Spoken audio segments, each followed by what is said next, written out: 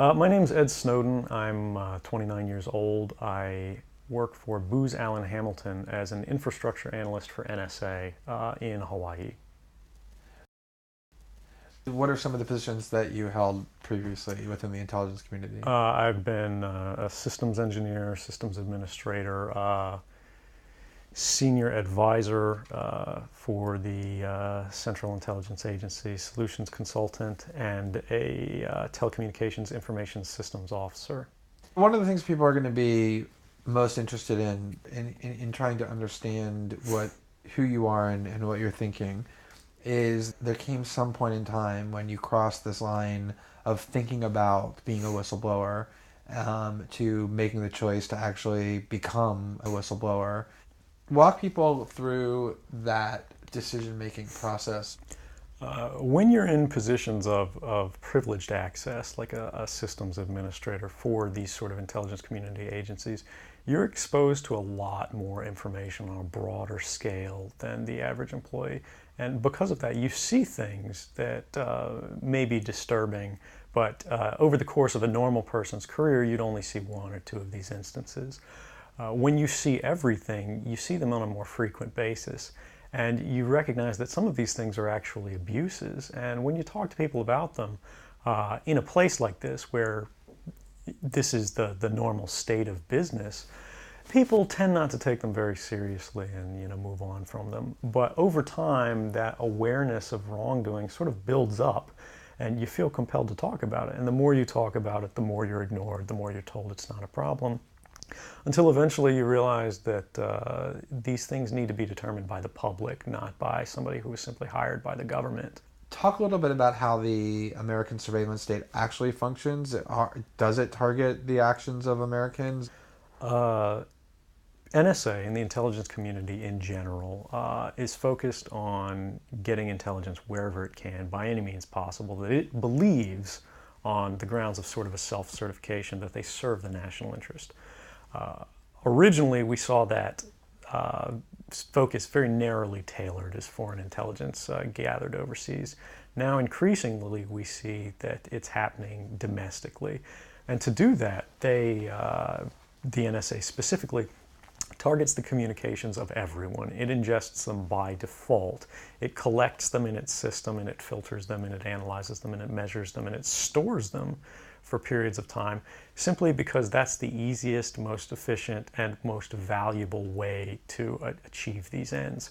So while they may be intending to target someone associated with a foreign government or someone that they suspect of terrorism, they're collecting your communications to do so. Any analyst at any time can target anyone, any selector, anywhere. Where those communications will be picked up depends on the range of the sensor networks and the authorities that that analyst is empowered with. Not all analysts have the ability to target everything, but I, sitting at my desk, certainly had the authorities to wiretap anyone, from you or your accountant to a federal judge to even the president if I had a personal email. One of the extraordinary parts about this episode is that usually whistleblowers do what they do anonymously and take steps to remain anonymous for as long as they can, which they hope often is forever. You, on the other hand, have decided to do the opposite, which is to declare yourself openly as the person behind these disclosures. Why did you choose to do that? I think that the public is owed an explanation of the motivations behind the people who make these disclosures that are outside of the democratic model. When you are subverting the power of government, that's a fundamentally dangerous thing to democracy. And if you do that in secret consistently, as the government does when it wants to benefit from a secret action that it took, it'll kind of give its officials a mandate to go, hey, tell the press about this thing and that thing, so the public is on our side. But they rarely, if ever, do that when an abuse occurs. That falls to individual citizens, but they're typically maligned. It becomes a thing of these people are against the country, they're against the government. But I'm not. I'm no different from anybody else. I don't have special skills.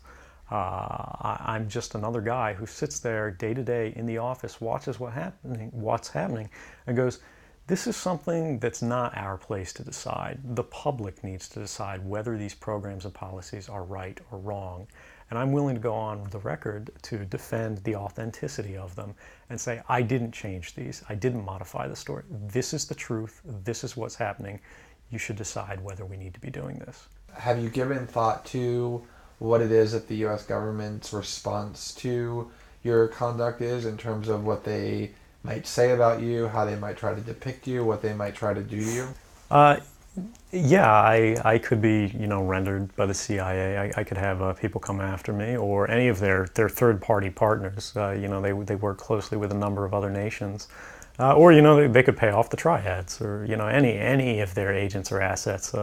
We've got a CIA station just up the road in the consulate here in Hong Kong, and I'm sure they're going to be very busy for the next week.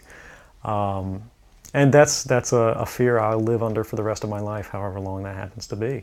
You can't come forward against the world's most powerful intelligence agencies and be completely free from risk, because they're such powerful adversaries that no one can meaningfully oppose them.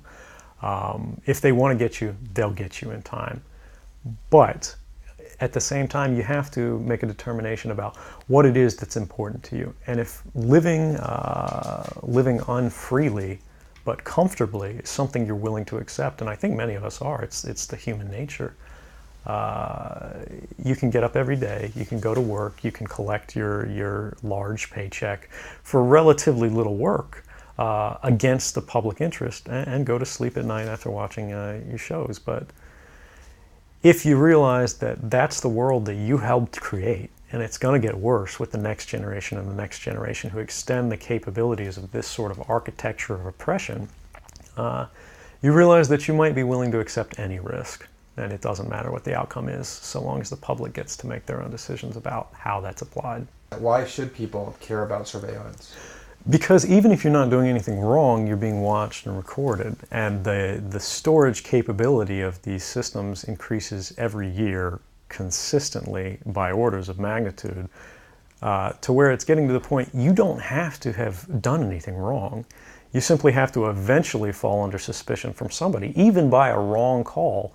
And then they can use the system to go back in time and scrutinize every decision you've ever made, every friend you've ever discussed something with, and attack you on that basis to sort of derive suspicion from an innocent life and paint anyone in the context of a wrongdoer.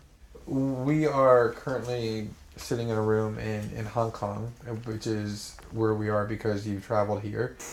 Talk a little bit about why it is that you came here, and specifically there are going to be people who will speculate that what you really intend to do is to defect to the country that many see as the number one rival of the United States, which is China, and that what you're really doing is essentially seeking to aid an enemy of the United States with which you intend to seek asylum. Can you talk a little bit about that? Sure.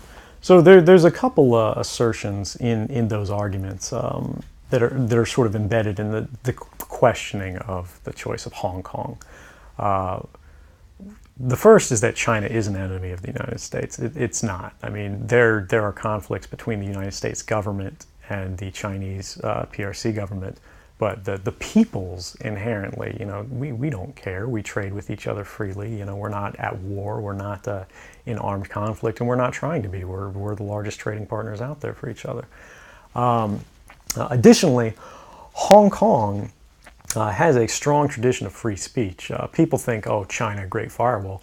Mainland China does have significant restrictions on free speech, but the people of Hong Kong have a long tradition of protesting in the streets, of making their views known. The internet is not filtered here, no more so than any other Western government. And I believe that the Hong Kong government is actually independent in relation to a lot of other leading Western governments. If your motive had been to harm the United States and help its enemies, or if your motive had been personal material gain, were there things that you could have done with these documents to advance those goals that you didn't end up doing? Oh, absolutely. I mean, anybody in the positions of access with the technical capabilities that I had could, suck out secrets, pass them on the open market to Russia. They always have an open door, as we do. I had access to, the full rosters of everyone working at the NSA, the entire intelligence community, and undercover assets all around the world, the locations of every station we have, what their missions are, and so forth. If I had just wanted to harm the U.S., that you could shut down the surveillance system in an afternoon. But that's not my intention, and I think for anyone making that argument, they need to think, if they were in my position, and you live a privileged life, you're living in Hawaii in paradise and making a ton of money, what would it take to make you leave everything behind? The greatest fear that I have regarding the outcome for America of these disclosures is that nothing will change. People will see in the media all of these disclosures. They'll know the lengths that the government is going to grant themselves powers unilaterally to create greater control over American society and global society. But they won't be willing to take the risks necessarily to stand up and fight to change things, to force their representatives to actually take a stand in their interests. And the months ahead, the years ahead, it's only going to get worse until eventually there will be a time where policies will change, because the only thing that restricts the activities of the surveillance state are policy. Even our agreements with other sovereign governments, we consider that to be a stipulation of policy rather than a stipulation of law. And because of that, a new leader will be elected. They'll flip the switch, say that because of the crisis, because of the dangers that we face in the world, some new and unpredicted threat, we need more authority, we need more power, and there will be nothing the people can do at that point to oppose it, and it'll be turnkey tyranny.